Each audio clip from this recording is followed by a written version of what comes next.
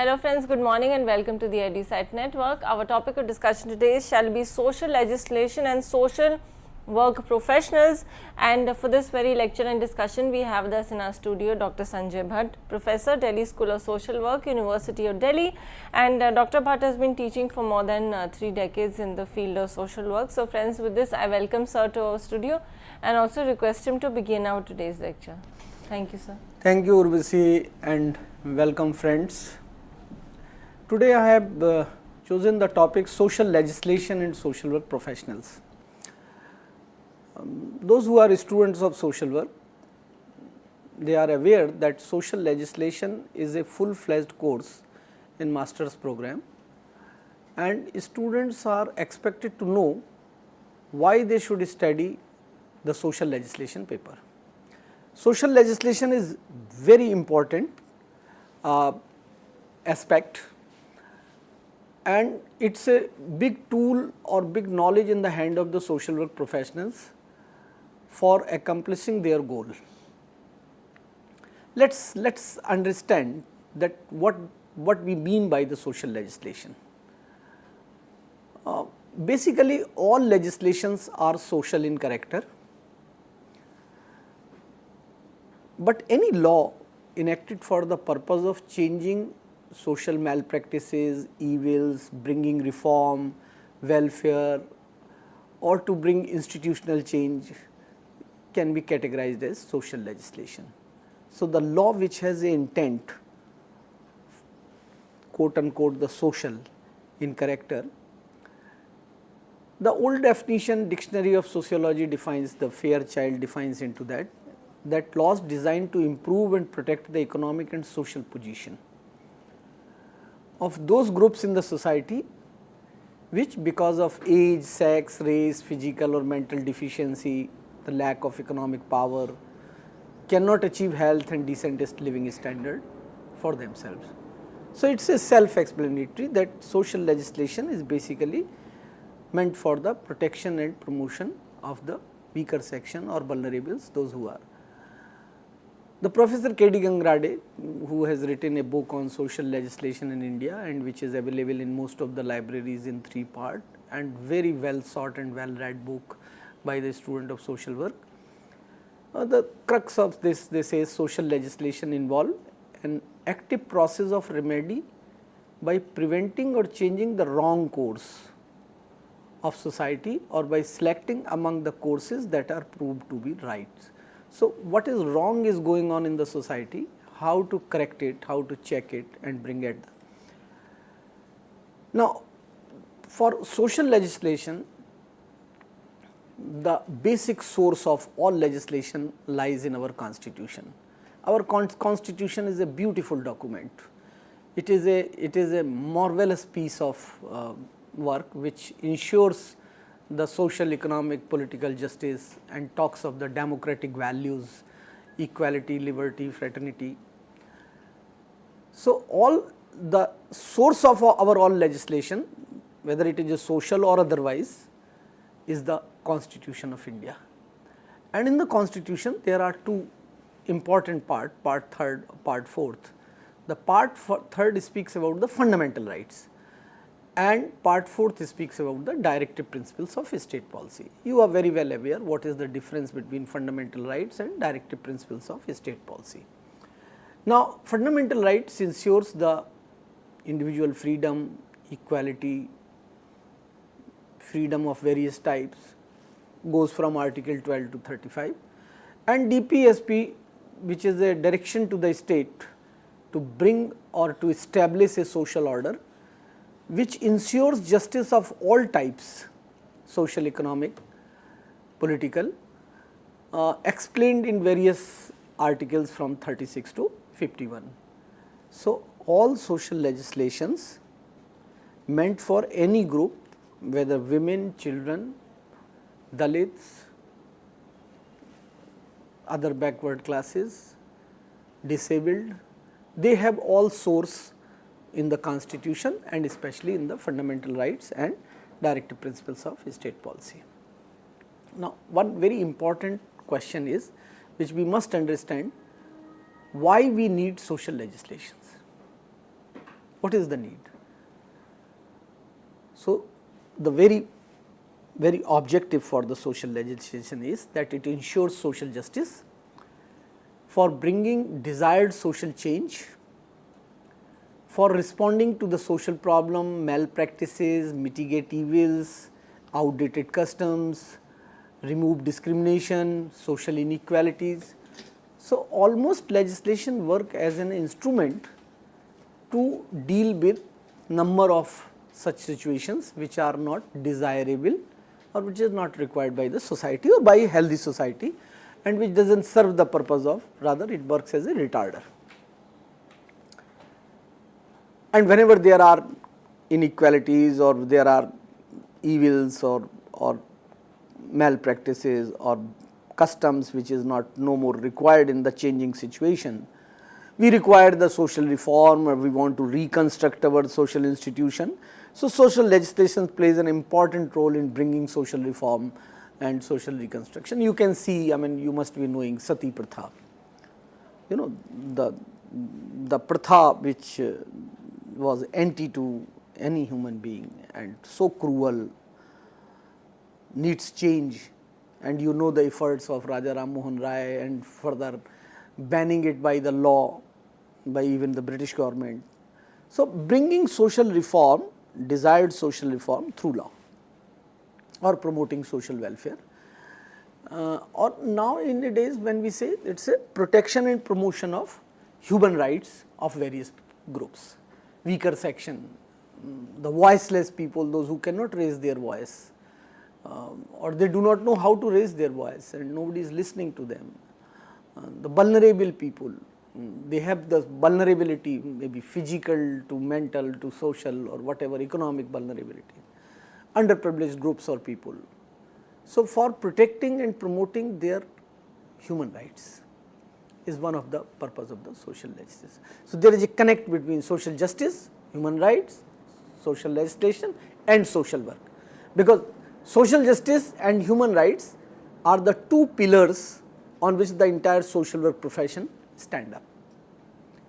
So, for social work professional, this is very important to understand and know that social justice and human rights are the basics in their operation, and social work is basically a democratic subject which believes into the democratic values, which believes in the equality, which believes in the freedom. So, for establishing a just and equitable social order, the social legislations are required. There are two schools of thought on the issue whether is social legislation a tool of social change. There are two schools of thoughts. One believes yes, other says no. The thought which believes yes, it says that law brings the change, it initiates, it propels. By virtue of law, we are able to have the desired.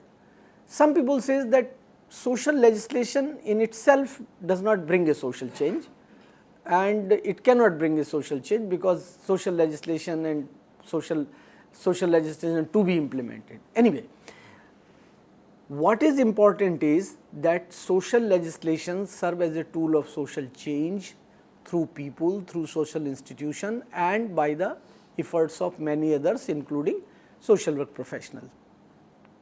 So, undoubtedly it intend to serve various purposes. You know, social legislation may be of various nature, various kind. They may be protective, they can protect certain values, certain situations, certain processes. They can be prohibitory, they can prohibit dowry prohibition law, they can be preventive. Many laws are preventive. Recently, the prevention of the technology for diagnosing neonatal. Promotive. Social legislation is a promotive and progressive because it wants to establish, and law as a social institution plays an important role into it. So, there are various purposes. In next few you will be able to categorize when I will name the many legislations for different groups. You can see that certain legislation are protective, certain legislation are prohibitive in nature, certain legislation are preventive in nature, certain legislations are promotive in nature. So, the vary. Now, before I go on explaining you the various social legislations which we have in our country, I would like to connect it with the social work profession and social work definition. The latest definition, what we call the global definition of the social work profession, is that social work is a practice based profession. Social work is not something which is taught into the classroom and finishes. It has to be practiced with the people, with the individuals, with the groups, with the communities, with the society, and as well as it an academic discipline. So, I have broken this definition into the 4 parts for your understanding, and I have also colored it just to highlight the different side of the portion. The social work promotes social change and development. This is what the beauty of the social work profession. It brings the social cohesion. It talks of the empowerment. It talks of the liberation of people. Now, between these words empowerment and liberation of people, you will find many other words are inclusive. So, welfare is inclusive in it. The giving birth and dignity to the people given into it, that we want development, but development with dignity. We want empowerment, we want to ensure that people have their rights, but why we want to do it is because we believe that people have their worth, every individual is unique, every individual is useful, and every individual has a contribution to this society. So, the kind of and we have to liberate the people from many situations, not only physical bondage, but to the social bondage also, bondage of various kinds of customs or attitudes or malpractices which people have inherited or mounted. So, as I told you that principles of social justice, human rights, and in this definition from last definition of 2000, you will find that these 2 words have two phrases have been added: collective responsibility and respect for diversities. So, we believe into the diversity, cultural diversity of the people, because we want to respect their originality, we want to respect their values, and these are the central to the social work profession. So, principles of social justice is more important, for which the social legislation is one of the tools. Now, what social work does, that it has theories of social work which have developed with the interaction between social work and other social sciences. We have borrowed many theories from the other social sciences discipline and humanities. We have also taken lot of indigenous knowledge into the consideration, and social work engages people and structure to address life challenges. When we say people and structures means social institutions, social systems, subsystems, economic systems, political systems, operationalization of those programs, policies to address life challenges and enhance well-being. So, the final aim of this profession is well-being, and bringing that well-being, legislation is one of the important tool which helps the social work professional to come to their goal. So, for people's well-being, where we have to change the people, where we have to change the situations, where we have to attack on the undesirable things, I think there the social work comes, and that is what the connectivity. If you look at the relationship between social work and social legislation, it is a direct relationship, and this direct relationship is to be explained not very systematically, but any social evil, malpractices, wrongs, they require some kind of a change. And if you look at opposite to it is the social work intervention. Change will come by the intervention of the people, and social reform is simply desired because nobody likes that social evil. So, like problem of dowry, everybody condemns it, female foeticide, these kind of issues needs reform, and social legislation plays a very important role, and social work is a one instrument into that, bringing that intervention into the picture. So, having said so far what we were trying to establish, that social legislation is an important area of study for the social work professional, where they understand, study and learn and interact with the situation. Now, the social work philosophy, the social work values, the social work final aim, all are collaborative, but social legislation intend to do it. It has to prevent, it has to mitigate.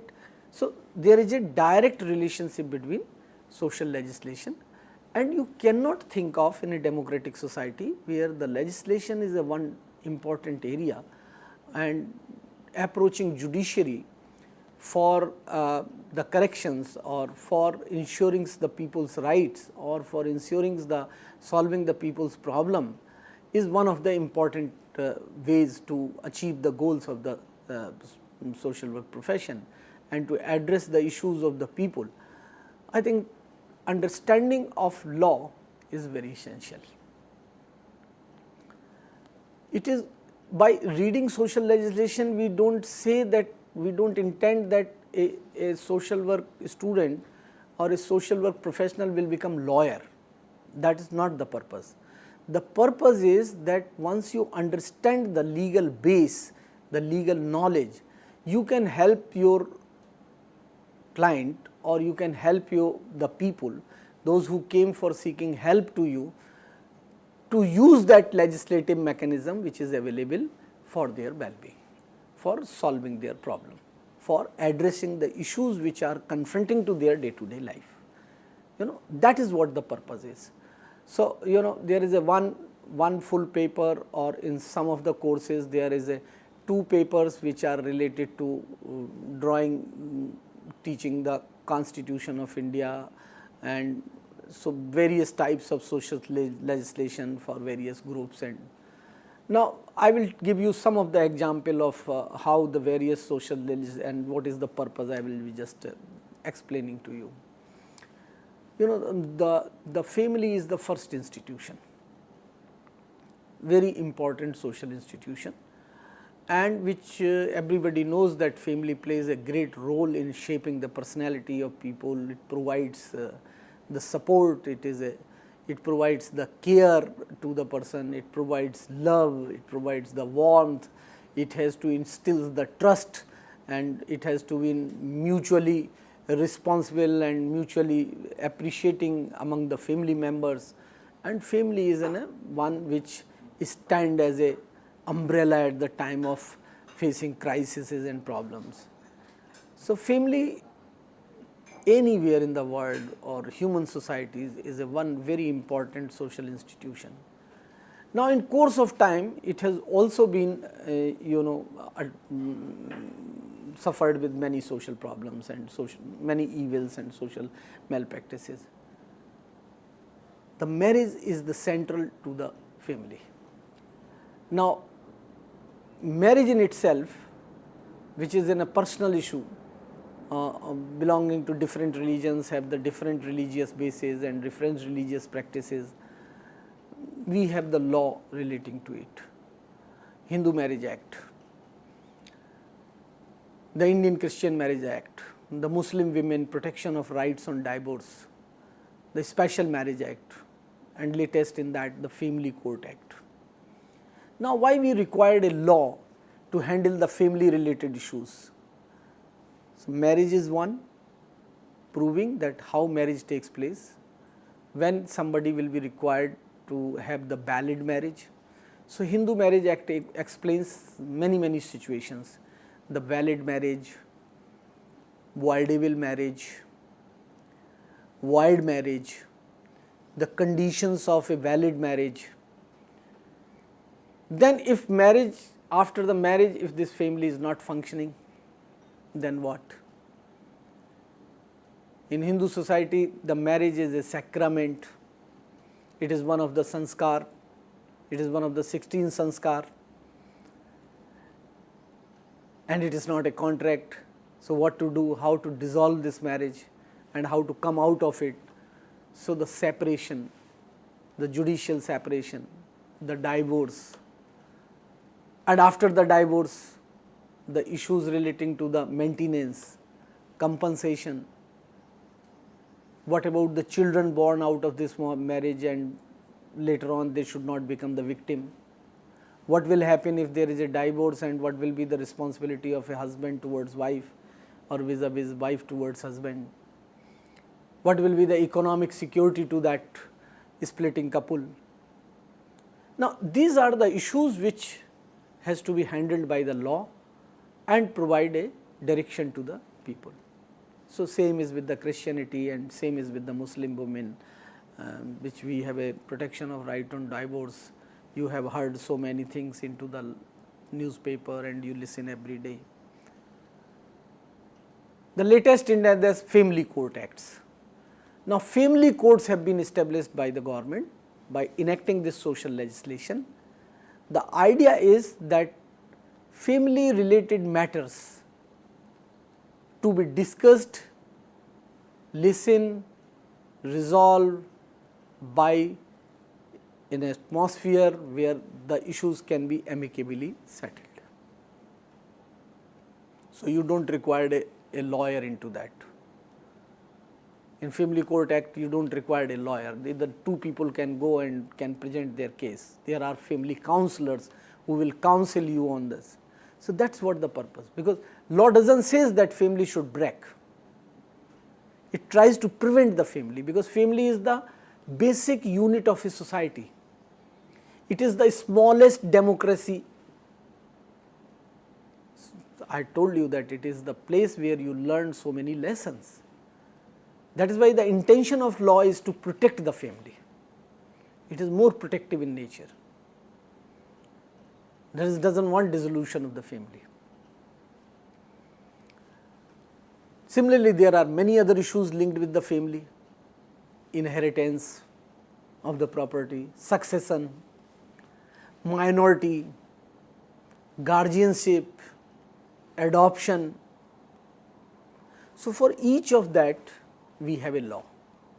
Some laws we have dated back soon after the independence, like Hindu Succession Act, that how the succession will take place when somebody dies, leaving the estate behind, how that estate will be distributed among its successors.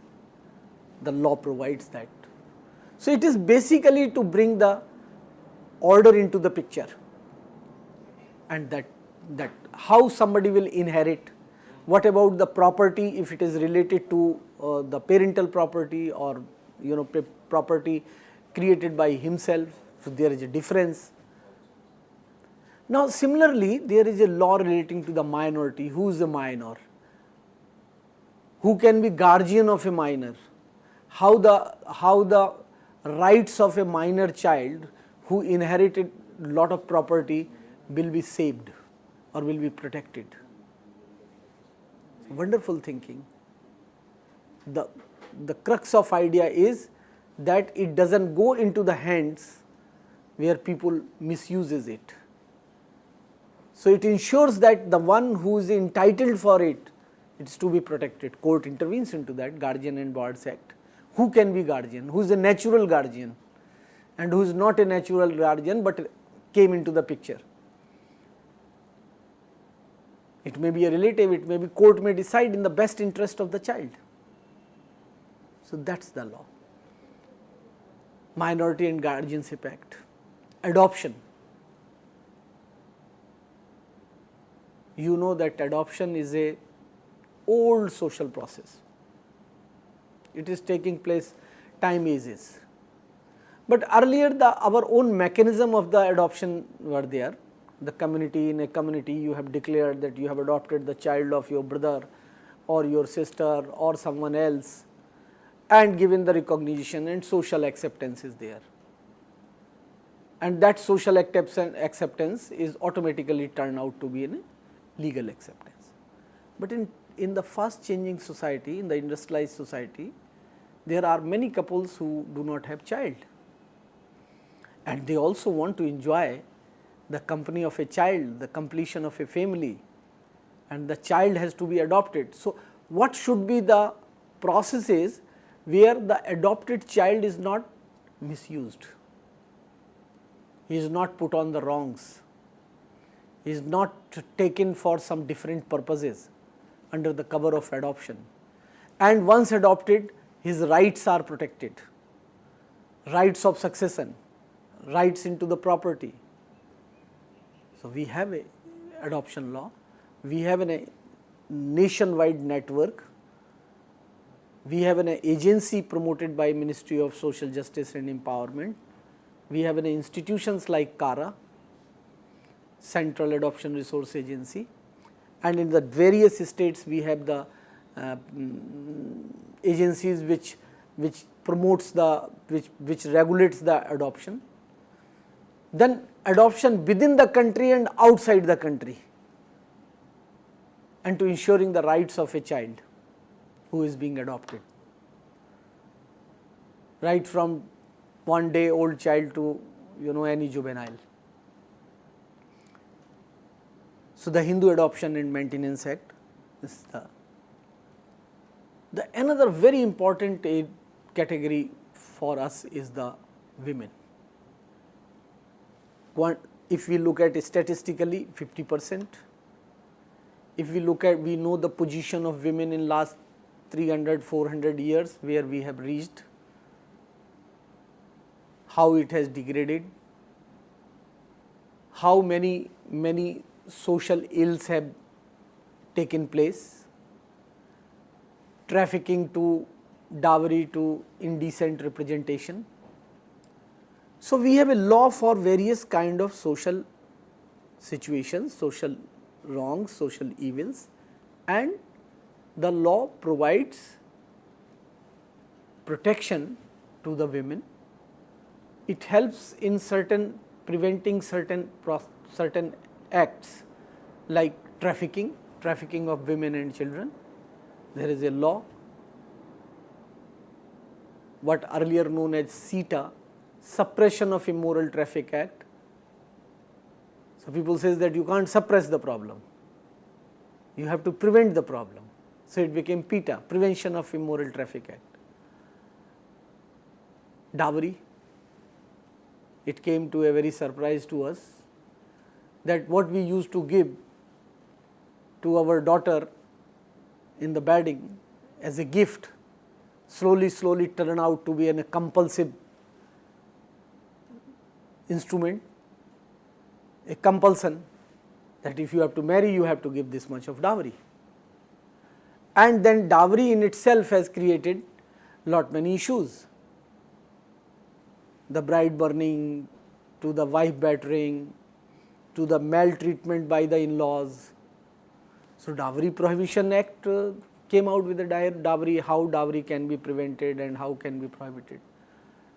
So, the intent of the law was to stop a practice which is not useful for anyone, not only for women, for a family which has been created out of marriage. And the person who is going to marry the daughter, there are stories about dowry, I need not to narrate it here, but the whole idea was to give the protection, right.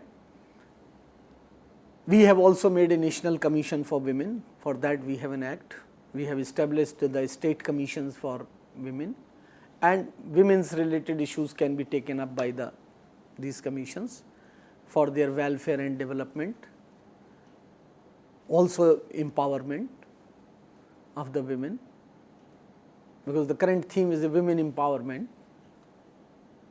providing their dues like representation into the political system. So, we have ensured that they participate into the political processes by which we will be able to control or reduce the gender inequalities, we ensure gender participation, we give them the dignity. Now, from Dowry Prohibition Act, what came as a surprise to many of us, the issues of bride burning and clash between and family quarrels and marital disputes. We have we brought a law which called domestic violence, protection of women from domestic violence. Unfortunate situation in any family It has many manifestations and many forms, physical violence to the mental violence to the emotional violence. It has larger impact on the children and their development, on their psyche. And if somebody is a victim of domestic violence, what recourse, what are the courses available for compensation, for protection, for punishment, number of things. So, itself law is trying to bring relief to the women, those who are victim of the domestic violence. The latest in series is the protection of women against sexual harassment, especially at workplace. You know, in time to come, in last 20 years, we have seen that there is a rise in the education of the women. Many girls are coming to the schools and colleges. We promoted the women's education, and subsequently they entered into the workplace, which is a rightful claim for them. But it has created many other situations like which we have never visualized, or maybe taking place but never noticed, or didn't brought to the forefront, subdued, hidden problem. But the soon women have demanded their right and they have started asking for their dignity or protecting their dignity.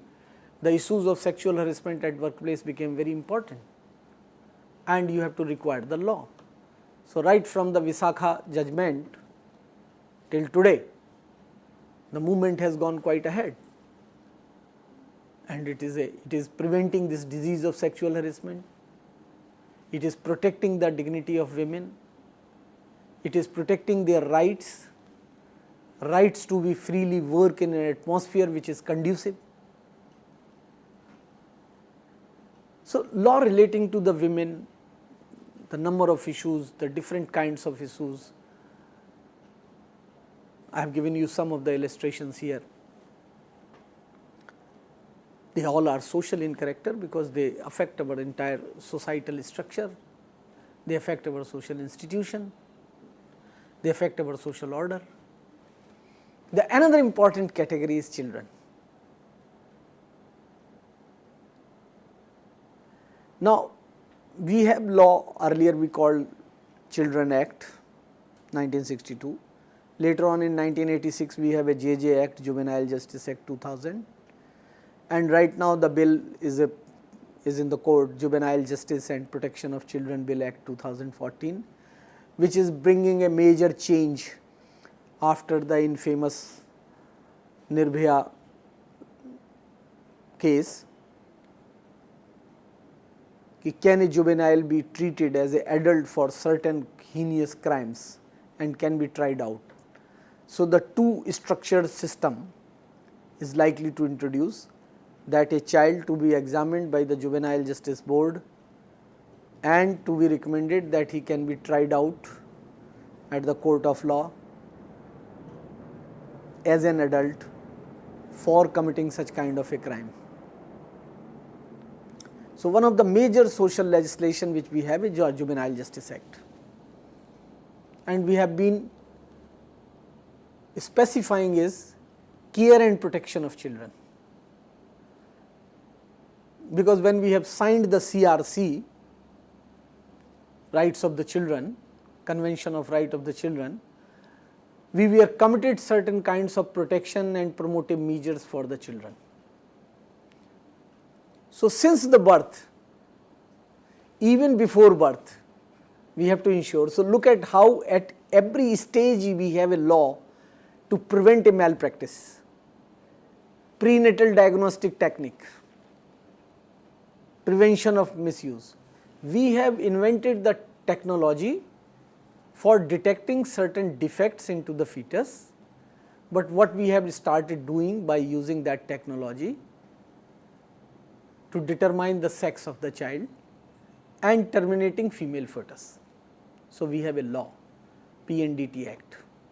We have to punish those technicians, those doctors who are involved in turning out, because turning out a female fetus is creating another problem of disbalance in the society. You have seen some of the state and districts have the disproportionate sex ratio as low as 800 something. Around 40 districts are in that blacklist. And it has nothing to do with the economics, surprisingly. It has to do something with the social practices and something with the richness. In Delhi, the district of South Delhi is the one which is where I have the largest number of female foeticide, largest difference of the sex ratio. There are many districts of Punjab, the rich state. There are many districts of Haryana. So there are many ways to explain this phenomena, that how this societal issue of feticide has to be discussed. There are states of Rajasthan where there is a honor is an issue, killing the female child because of the honor. So it is a multiple issues, but the technology involved, so we have a law. Then the milk for neonates, infant milk for infants, infant milk substitute, feeding bottles and infant food, we have a law, regulation of production, supply and distribution, because we believe that the breastfed children are the best. Breastfeeding is one of the important thing which prevents child with many diseases. There are many researches about it. But in many situations we have to provide the infant milk, and what should be its quality, what should be its standard, how it should be supplied, how it should be distributed, what it can cause. The increasing IMR. So you need a law to halt those processes which is generating the rise of IMR, which is generating problems and diseases among the young infant children. Low birth weight, stunting, number of problems. So one law is important. It looks that it is serving this purpose, but its consequential impact, many are taken care by that law.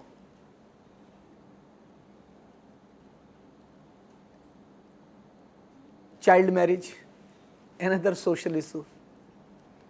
Very recently there has been a day, it's called Akshaya Tritiya.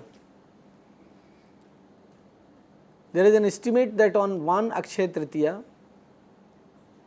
in states like Haryana, Rajasthan and many few other states, more than 10,000 to 1 lakh marriages are being performed of the children.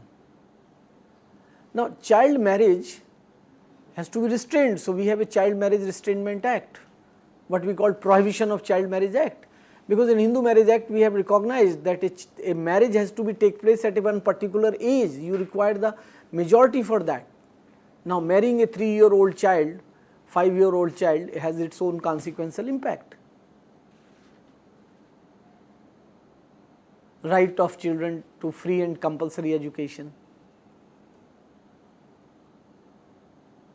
We have to ensure that. The very important is what we have seen, the perversion of the society, the sexual offences against children. Nowadays it has become a routine to find the news in the newspapers like that. So how to prevent that? Child is vulnerable, not able to explain, can't produce the evidence, but offence has taken place. How to deal with that? We have to make a law to break this malpractice. So social legislation has varied purpose. It serves different kinds of purpose. The very important area, we talked of the child health, we talked of the education. I am not saying much on the child education, because you know that we have made a commitment that every child will get universal and free education, and we have for that an RTE Act Right to Education Act, free and compulsory education, free and compulsory education. We were saying we don't have resources earlier. Now every child has to go to school, and if child is going to school, probably you are keeping away from him to the workplace. Our country is facing biggest problem, what we call the child labor. Now any sane person understand what is the meaning of a childhood. What a child should do: play, recreation, free life, education, not the work. That too, work in a more hazardous occupations. Their nimble fingers are not meant for that. We all agree. But since this problem was not being, we were not able to stop it through our socially available institutions, we took the help of law, and we have a Child Labor Prohibition and Regulation Act 1986. And we are constantly demanding that this has to be worked out. So child labor is a very important area. Many institutions are, many social organizations are working. And recently we have been recognized for our efforts for prohibiting the child labor and protecting children from these situations when we have received the Nobel Peace Prize by Kailash Satyarthi of Bachpan Bachao Andolan. So overall what we are trying to say that there is a plethora of laws meant for children, protecting them, certain processes to be prevented and certain incidences to be checked, and providing a promotive environment or progressive outlook like right to children to free and compulsory education act. These are the social legislations for children. Health, I am talking in general. Drugs and Magic Remedies Objectionable Advertisement Act. MTP, Medical Termination of Pregnancy. What you called? This is a legal term, medical termination of pregnancy, but in a common language we called abortion, aborting the child. So when it has to be aborted, what should be the duration, who will do that, what about the dignity of that woman who is going under abortion, under what circumstances abortion can take place, all has to be defined by law. So the MTP Act is a very important act, very old in existence. Now there are certain religious sermons against it. So the institution of religion come in conflict with that. Certain religious leaders believe that abortion is anti-natural. It is defying the orders of God.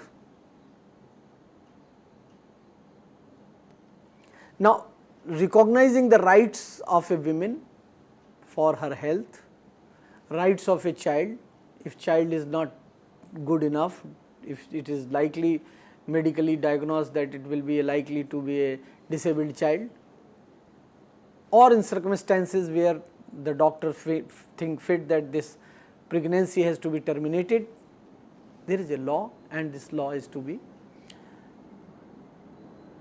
Our country has also faced the issue of drugs, drug addiction, synthetic drugs, narcotic drugs, psychotropic substance, hashish, smack, heroin, not film heroin, drug, boosting the mind, escalating the heights, sensation, and the biggest victim is the youngsters. in the party now called rape party. Then these psychotropic substances has to be brought, smuggled. So we have a law, and in and around Asiad, Delhi have witnessed a heightened number of cases of drug addiction. So we have ensured that the Ministry of Social Justice provides the support to those who want to come out of. So we have a centers for drug addiction. The biggest victim is going to be the Punjab, the large number of drug addicts, and it is worrying everyone. Law alone is not able to control it, but we have a law to check it. Believe it, if you don't have this law, what will be the situation? And this will give you an idea how important and how significant it is to have a law. Because if anybody is doing smuggling, selling these substances, found in possession is a punishable offence. The very important area of social legislation is the Mental Health Act. People mentally ill, they are suffering with the mental diseases, stigmatized in our country, taken to the different routes, to Baba and Tantric, having belief of possession of unnatural powers, bhoot pret. Then you have a doctor, not doctors, in fact the people, quacks, trying to treat. But recognizing that like physical diseases, there are mental diseases. Depression in itself is a disease. Stress, creating depressions. Many type of problems are coming up. So how to help it? We have a law. I have already talked about the Prenatal Diagnostic Technique Act. So law relating to the health. So many areas where we have law. Now look at the social practices. Untouchability, right from Gandhiji to the Constitution of India, to have a law what we call protection of civil rights. Considering certain caste as untouchable and not allowing them to have an access to the public places, like water bodies, like entering into the temple, which is a right of any individual. So we have protection of the Civil Rights Act. And since somebody is violating that, we are so rigidly divided into the different castes, giving them power and access into the hierarchical system, deriving and putting Dalits into the last ladder of our social system. Anyone who is trying to do change, there are atrocities. So the prevention of atrocities on such groups which are weaker, which do not have financial power or which are not enjoying that social power into given social structure, which is violating their basic rights of free movements, of freely enjoying the public places, following small things like in marriage, that a Dalit cannot go on to for marriage on a horse, cannot have a rasam of ghurchadi, because that belongs to only certain kinds of the people. I mean, those atrocities have to be addressed. So we have a law, Scheduled Caste and that Scheduled Tribes Prevention of Atrocities Act. Roughly 1/4 population belongs to that group, and still we have to make a law to protect their basic rights. scavenging, safai karmachari, what we call sweepers. Now, manual scavenging is still prevalent in certain part. So, talking that why this happens, we have to understand this. So, we made a law to prevent it. Now, we have a big campaign by the present government and present Prime Minister, Swachhata Abhiyan, where we are talking to the people to change their thinking and to make the toilets not to be cleaned by a manual scavengers, taking somebody excreta on the head. How inhuman it is, to be prevented by the society, but since society is not able to prevent that, you have to bring a law, and that is what you want to bring the social change through this law. I fail to understand why all the time for a position of a safai karmachari, people from one particular caste has to be appointed. Why it is not to be treated as an employment and people from upper caste apply for that? Can't we mix technology with this? We never thought of it. And this is my firm belief, unless until we are going to do that, that positions which have been stigmatized to be broken. So, for a safai karmachari, any person has to be appointed. Person have to be appointed from the upper caste. And this operation, this occupation has to be made in such a way that anybody feels happy, dignified. Can't we make this occupation dignified? This is indignified occupation. That is why we have to bring the law. Correctional services. Where there is a society, there will be a crime, there will be offense, there will be violations. Human being by nature have this character to violate. So, we have a Prevention of Offenders Act 1958, where to the first offenders we put them on probation. We consider it that somebody has done it unknowingly or even just to find how this offense takes place. Juvenile offenders. We have a system of parole, those who have been convicted, their leaves defined in jail manual. We have a criminal procedure code, we have an Indian penal code, which is very important, provides how the offences has to be tried out and what will be the punishment. So, we have a law framework for the correctional services, what we call under the title of social defense program run by Ministry of Social Justice.